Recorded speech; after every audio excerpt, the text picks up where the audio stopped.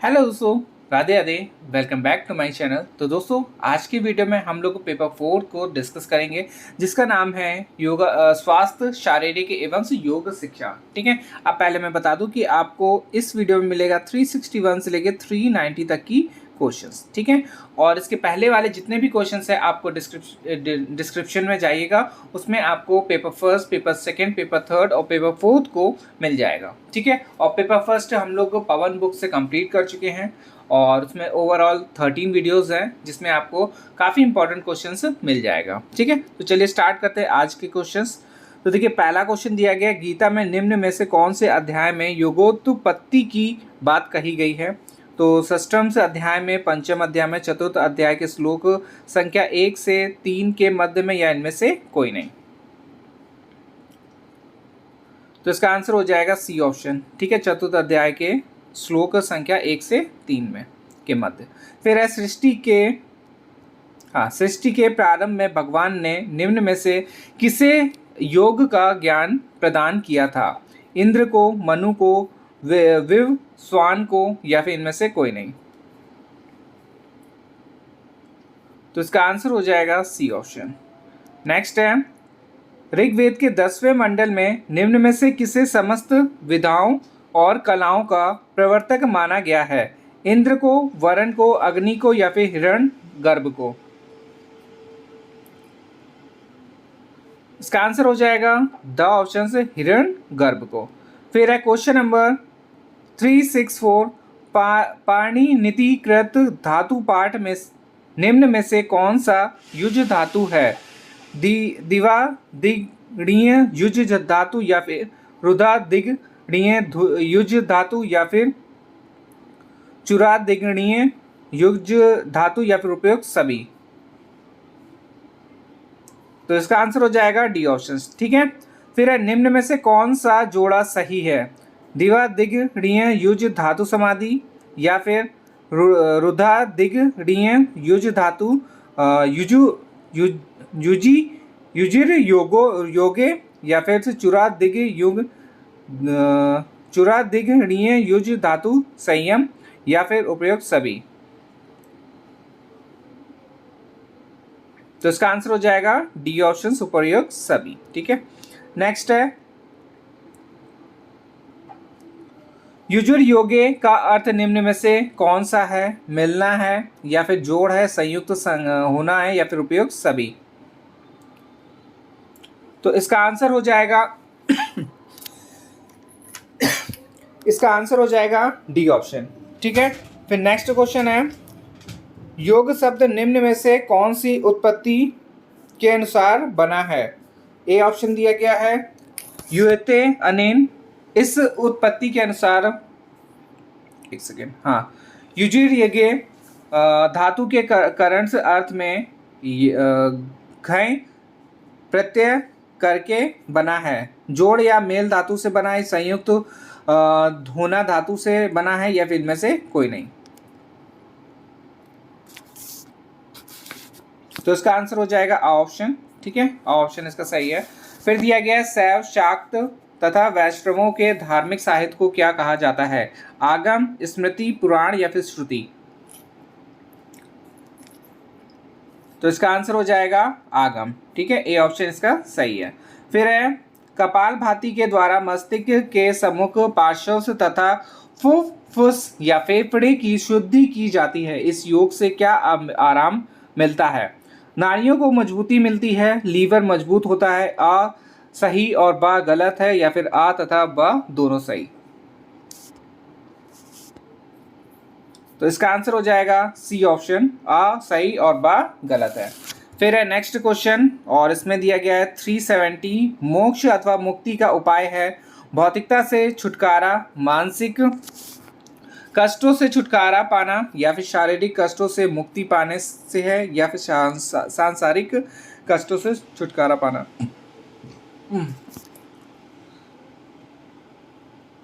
तो इसका आंसर हो जाएगा बी ऑप्शन। ठीक है, मानसिक कष्टों से छुटकारा पाना।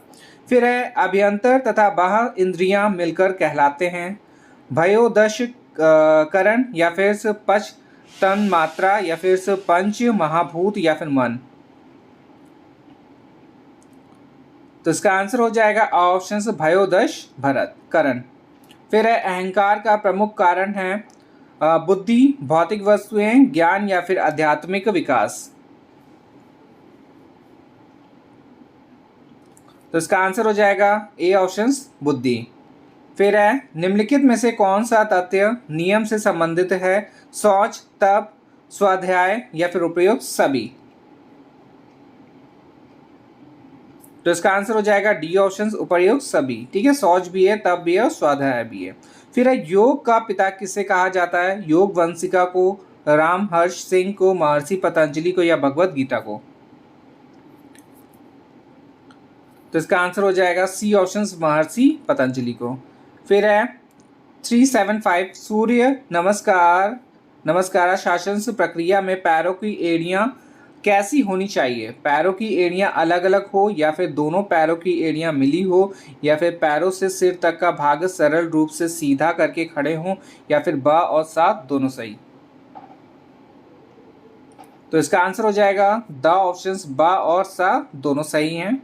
फिर है क्वेश्चन नंबर 376 योग सूत्र में 4 पाद हैं, इनमें से कौन सा नहीं है? समाधि पाद 51 या फिर मानसिक पाद 46 या फिर विभूति पाद 55 या फिर केवल्य पाद 34 या फिर साधारण पाद 55। तो इसका आंसर हो जाएगा बी ऑप्शन मानसिक पाद 46। चलिए नेक्स्ट है क्वेश्चन से, हम अभी अनंत शक्ति के स्वामी हैं, योग हमें इसी शक्ति के रहस्य से परिचित करते हैं या फिर करता है, ये परिभाषा किसने दी है? स्वामी शिवानंद ने, योगी राम चरक या फिर डॉक्टर सर्वपल्ली राधाकृष्णन या फिर योग सूत्र। तो इसका आंसर हो जाएगा बी ऑप्शन योगी राम चरक ने। फिर है योग कर्मस कौशलम्स उक्ति किसने लिखी है? योग सूत्र, याज्ञवल्क्य या फिर श्री भगवत गीता या फिर योगी राज। तो इसका आंसर हो जाएगा श्री भगवत गीता। फिर है नेक्स्ट क्वेश्चन 379 और इसमें दिया गया है नौली क्रिया किस अंग का व्यायाम है? पेट का व्यायाम है या फिर आंख का व्यायाम है या फिर आ बा दोनों या फिर इनमें से कोई नहीं।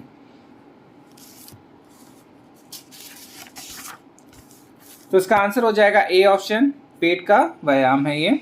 फिर है भगवत गीता में यम के कितने अंग बताए गए हैं? भगवत गीता में यम के कितने अंग बताए गए हैं? 12 है, 13 है, 14 है या फिर 10 है। तो इसका आंसर हो जाएगा ए ऑप्शन 12 है। फिर है महर्षि पतंजलि ने कितने यम बताए हैं? 4 है, 6 है, 5 है या फिर 7 है।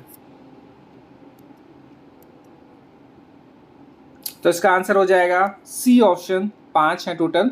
फिर है अहिंसा के प्रकार कौन कौन से होते हैं? मानसिक या बौद्धिक अहिंसा, शारीरिक अहिंसा या फिर वाचिक अहिंसा या फिर उपयोग सभी। तो इसका आंसर हो जाएगा डी ऑप्शन। ठीक है, फिर है किन तत्वों में एक रूपता होना ही सत्य है? मन में, कर्म में, वचन में या फिर उपयोग सभी में।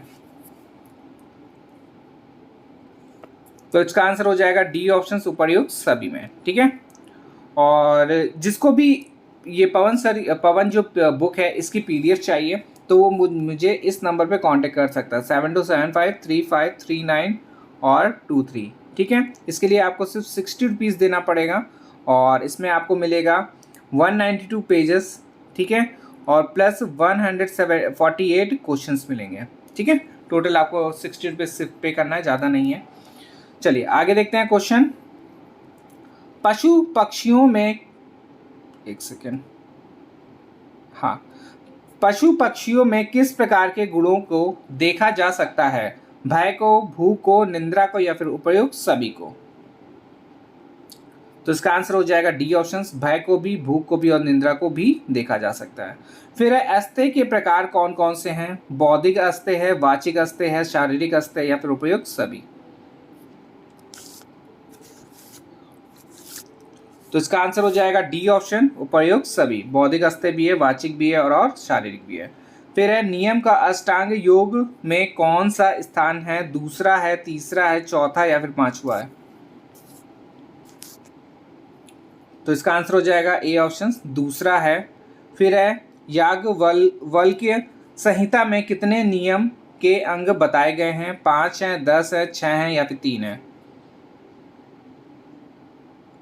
तो इसका आंसर हो जाएगा बी ऑप्शन, 10 हैं टोटल। और फिर इसके बाद दिया गया मन कर्म वचन के आधार पर अपरिग्रह के कितने प्रकार हैं? 3 हैं, 4 हैं, 5 है या फिर 7 है?